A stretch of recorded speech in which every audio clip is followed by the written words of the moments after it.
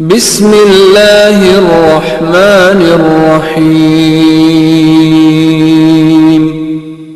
زبان، پیغام، بلاغت، فصاحت یہ اس گھر کا خاصہ ہے۔ اس گھر کے بچے بھی جب بولتے ہیں تو علی بن کے بولتے ہیں، اجرکم اللہ۔ جب اس گھر کی سکینہ بھی بولتی ہیں، جب ذوالجناح خبر شہادت لے کر آیا تو جناب سکینہ کا ایک جملہ اسی لہجے کا جملہ ہے جو ان کی پھوپھی بولتی ہیں، ان کے بابا بولتے ہیں، ان کے دادا نے بات کی جس لہجے میں، فرمایا یا جواد ابی هل سقیا ابی ام قتل عطشانا۔ کیا فصیح جملہ ہے، یعنی عربی ادب کے حساب سے اگر اس کو تولے نا تو عربی ادب کا شاہکار جملہ ہے جو جناب زینب نے فرمایا ہے، جناب معاف کیجیے گا جناب سکینہ نے فرمایا ہے، عربی ادب کا شاہکار جملہ۔ مگر بولنے والی کس حالت میں بول رہی ہے کہ بھائی علی اکبر کے جنازہ دیکھ چکی ہے، بھائی قاسم کا جنازہ دیکھ چکی ہے، مولا محمد کے جنازے آ چکے ہیں، حتیٰ چچا عباس کے کٹے ہوئے بازو آ گئے ہیں، خالی علم شدہ مشکیزہ آ گیا ہے، بھائی علی اصغر کے گلے میں تیر لگ چکا ہے، بابا ایسے رخصت لے کر گئے کہ اب واپس نہیں آئیں گے۔ اس کیفیت کے بعد بھی جب بول رہی ہیں تو کمال جملہ بول رہی ہیں، فرماتی ہیں یا جواد ابی هل سقیا ابی ام قتل عطشانا۔ ردھم دیکھیے جملے میں، یعنی ادبی اعتبار سے ردھم دیکھیے، لیکن جب ترجمہ ہوگا، جب اس کے اندر اتریں گے تو سینہ ایک مرتبہ چاک ہو جاتا ہے، جگر ایک مرتبہ رونے پہ آمادہ ہو جاتا ہے، آنکھوں میں آنسو آ جاتے ہیں۔ یا جواد ابی هل سقیا ابی ام قتل عطشانا، اے بابا کے با وفا گھوڑے، اتنا بتا پانی پلا کر مارا یا پیاسا مار دیا۔ اجرکم اللہ، اجرکم اللہ۔ اللہ آپ کو کسی غم میں نہ ڈالے سوائے غم اہل بیت میں، ہمیں رونے رلانے والوں میں قرار دے۔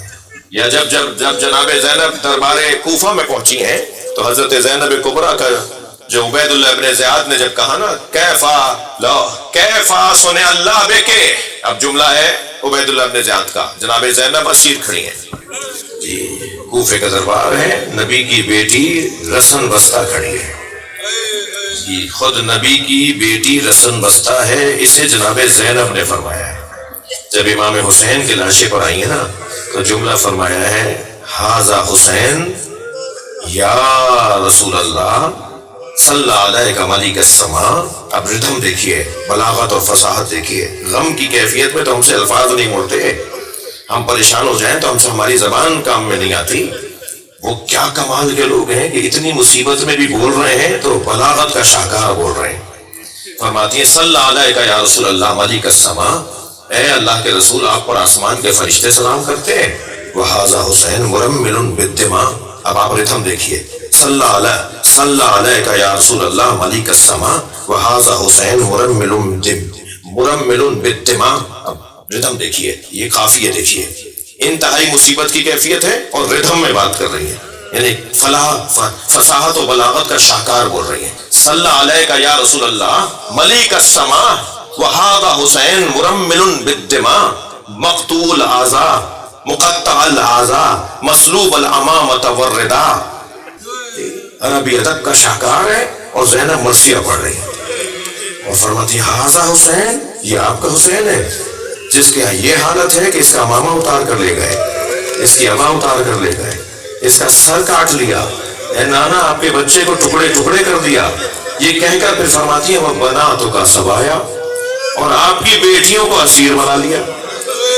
یہ سنی شیعہ کی کتابوں میں بی زینب کا مرثیہ ہے جو امام حسین کا لاشا دیکھ کر جناب زینب نے پڑھا ہے۔ یہی لہجہ جب عبید اللہ ابن زیاد کے دربار میں تو کہتا ہے کیفا سنے اللہ بکا، دیکھا زینب اللہ نے تمہارے ساتھ کیا کیا۔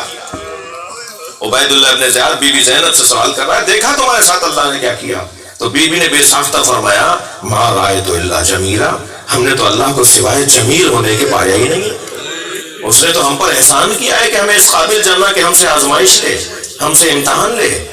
ایک جملے میں جناب زینب نے عبید اللہ کا دربار فتح کر لیا۔ اور بس آخری جملہ کہوں، شام کا دربار کیسے فتح کیا؟ پہلے تو آواز دی شمر کو، شمر آؤ کربلا کی گزارش سناؤ۔ شمر ایک چبوترے پر کھڑا ہو گیا، بیویاں اسیر کھڑی ہیں، یزید تخت پہ بیٹھا ہوا ہے۔ ایک مرتبہ شمر نے گزارش سنانا شروع کی، امیر ہم نے کربلا میں حسین کے اصحاب کو مارا، پھر ہم نے حسین کے بچوں کو مارا، پھر جب ہم نے حسین کے اصحاب اور حسین کے بچوں کو مار دیا، پھر ہم نے حسین کو پیاسا اور بھوکا مارا۔ اور جیسے ہی اس نے کہا نا کہ ہم نے حسین کو کربلا میں پیاسا اور بھوکا مارا، تو پھر بیویوں کے حلقے سے جناب زینب کی آواز آئی، اور وہ آواز تھی کہ آواز تھی، لہجہ بابا کا تھا، خطاب زینب کا تھا۔ آواز دے کر کہا اسکت ایھا الکاذب ابن الکاذب، اے جھوٹے کی اولاد، اے جھوٹے اور جھوٹے کی اولاد، خاموش۔ جیسے بیوی کی ایک خاص گرج کے ساتھ آواز آئی، سب نے مڑ کر دیکھا کون ہے یہ بیوی، کون ہے، پوچھو کون ہے؟ کہا یہ حسین کی بہن زینب ہے، یہ علی کی بڑی بیٹی زینب ہے۔ تو بیٹھے ہوئے لوگوں نے بھی احتجاج کیا، شور مچایا کہ بولنے کا موقع دیا جائے، ان سے بھی تو سنیں کہ یہ کیا کہہ رہی ہیں۔ تو جناب زینب کو لانے کے لیے سپاہی آگے بڑھے، تو اس وقت جناب فضہ دفاع کے لیے کھڑی ہو گئی۔ تو جناب فضہ کو ہٹانے کے لیے ایک سپاہی نے صرف تعزیانہ اٹھایا تھا کہ جناب فضہ نے اپنے سر پر اپنے آپ کو بچانے کے لیے ہاتھ رکھتے ہوئے آواز دے کر کہا، اے حبشیو تمہاری غیرت کو کیا ہوا ہے؟ تمہارے سامنے تمہارے قبیلے کی عورت کو مارا جا رہا ہے۔ تو جتنے حبشی غلام تھے سب نے آوازیں دی، اے یزید لوگوں کو روک، ان سپاہیوں کو روک، یہ ہمارے قبیلے کی حبشن ہے، ہمارے قبیلے کی خاتون ہے، اسے کوئی نہ مارے۔ اس وقت میں پوچھ سکتا ہوں ہونے والوں سے جناب زینب پر کیا گزری ہوگی کہ فضہ کو مارنے کے لیے جو گئے تھے وہ واپس آ گئے، مگر جناب زینب کو کہاں کہاں ہاتھ نہیں اٹھایا گیا۔ عجب نہیں آواز دی ہو نانا، آپ کی نواسی کی حمایت کرنے والا کوئی نہیں ہے۔ پھر کہا گیا زینب وہیں سے بات کریں۔ جناب زینب نے بیویوں کے حلقے سے خطبہ دیا ہے۔ اس خطبے میں فرماتی ہیں، یہ جو کہہ رہا تھا کہ میرے بھائی کو انہوں نے گھیر کر مار دیا اور بھوکا اور پیاسا مار دیا، تو سن، یا اللہ کیا جملہ ہے بیوی کا۔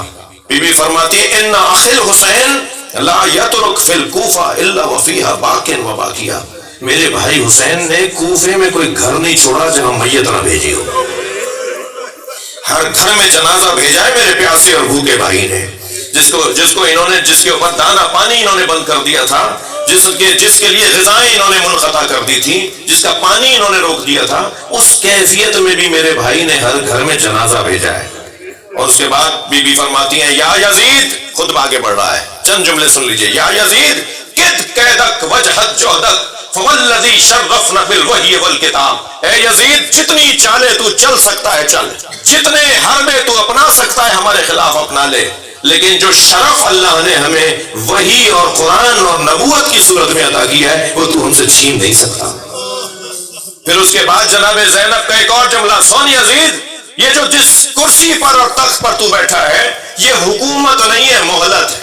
کیا جملہ ہے، بڑے بڑے سلاطین کو جناب زینب کا یہ جملہ ہلا کے رکھ دے گا۔ اے یزید یہ حکومت نہیں ہے، مہلت ہے۔ اس کے بعد جب یزید نے کہا، اے علی کی بیٹی بتاؤ سب سے بڑی مصیبت تم نے کیا دیکھی، بس آخری جملہ میرا، سب سے بڑی مصیبت تم نے کیا دیکھی؟ تو جناب زینب نے فرمایا، زینب پر سب سے بڑی مصیبت یہ ہے کہ تجھ جیسے سے بات کر رہی ہے۔ اس ایک جملے سے جناب زینب نے شام کو فتح کر لیا۔ تو اتنی جاہو حشم کے ساتھ بیٹھا ہے اور تیرا مقام یہ ہے کہ زینب تجھ سے بات کرے، تیری حیثیت نہیں ہے۔ الا لعنت اللہ علی القوم الظالمین، یا اللہ ان آوازوں پر رحمت نازل فرما۔